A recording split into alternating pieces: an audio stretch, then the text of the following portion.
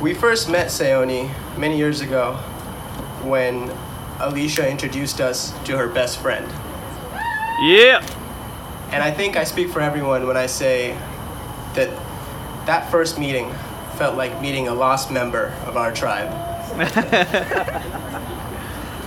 Truthfully, from that day onwards, our stories had levels of adolescent deviance too large to talk about in polite company. But I will try my best. During her bachelorette, Sayoni insisted on driving the 15-person van we had rented. That terrifying experience reminded me of an event from her senior year. All of us spent a lot of time in downtown Davis. One day, Sayoni was driving us to downtown. Davis is a very small town. There, I just crossed Davis twice. So you could imagine how befuddled I was when, as we exited the parking lot, she looked at me and said, or asked, left or right?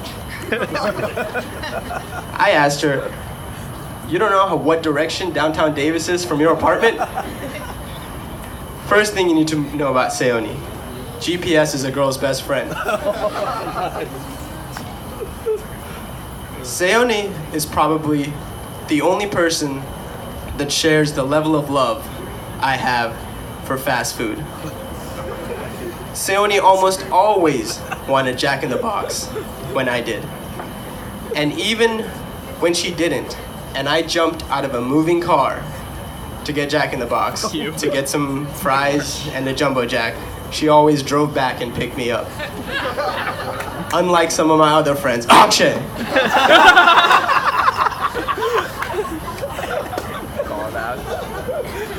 Though the best thing about Sayoni is her capacity to love. Black Friday shopping 2013. Oh yeah. JCPenney. Oh my god.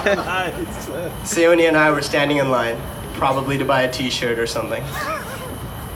And somehow we started talking about our mothers and how much they sacrifice for us, how much we love them, and what they mean to us. Next thing you know, there we are, in JCPenney, in the middle of the night, bawling uncontrollably, thinking about how much we love our mothers. Sumeet, I know it can be overwhelming to meet all her friends, but you are very gracious in your hospitality. Yeah. Although you are marrying Sayoni today, you are already a part of our family. Yeah. Go to me. I'm glad Karthik clarified where the heck I met her because I had no idea. We were thinking about it. Sayoni and I were talking about it, and I was just like, you're too interesting for me to remember how I met you. So from the beginning of Sayoni and my friendship, which happened to be through Alicia, by the way, this girl flew from Mumbai for this. Let's pay attention to that. Go, Alicia. I found the best way to describe Sayoni as if I was observing her as a creature in captivity. She has probably the weirdest quirks and the most unique aura about her, to say the least. I mean, she could basically be a species of her own if she wanted. She's an experiment gone wrong. But who's managed to survive, by the way, which is, just interesting. So I'm going to talk about her many qualities that I think makes her so different and uncategorizable. So number one, Sayoni identifies herself and or aspires to be like a myriad of animals in a jungle. Now, for those who don't know her, she's Bengali, and she very much claims that she, as a Bengali, resembles the face of a frog. Now, does any one of you know what a face of a frog looks like? It's not at all what she looks like. If you know her, she looks like a mouse. So, when she offered this information to me, because I would tell her like, oh, you have such a cute mouse face. She goes, no, I'm a frog. I looked at her, I said, what? And so her name, Mandua, came from that. And Mandua is a combination of Mandak and Chua. And in Hindi, if anyone knows what that means, that is frog and mouse. So, like I said, species of her own. She also aspired to be like a mouse in general. For example, she would pick away at her food.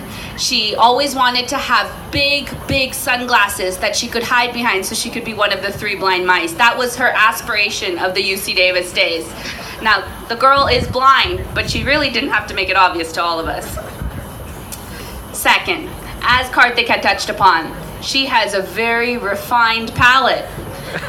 Sayoni and I initially bonded over our late night Little Caesar runs, and what that included was a whole large Little Caesar's pizza for about $5, a whole thing of crazy bread with the sauces and a side of ranch always.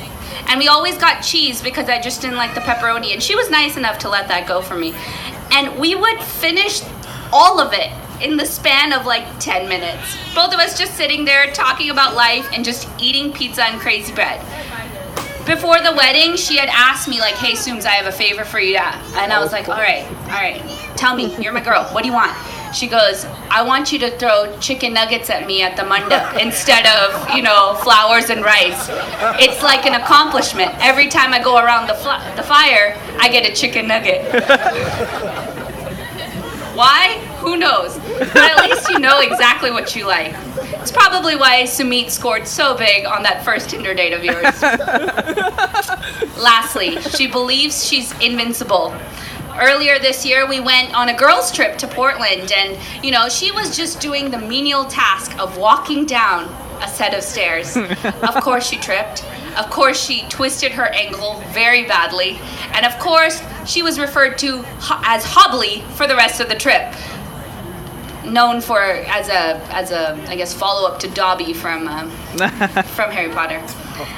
Additionally, I'm sure a lot of the Davis people remember how this girl managed to bruise her tailbone 4 times in the span of 1 year. Yeah. And without fail, she would be dancing on tables, jumping off of poles, doing all these things because she thought she was Superwoman. Sayoni, we need to learn to walk before we can dance, right? That being said, we really are so thankful that we found someone who could manage her interestingness and someone who could really take care of her, because Sumi, you're not getting a partner in life, you're getting someone you need to take care of. But can you imagine anyone other than Sumi better to do that task? Nope. We really love you, and as Karthik mentioned, you are a big part of our family. And Sayoni, from both of us, no matter what, when we move, you move. Just like that. Yeah. Just like that.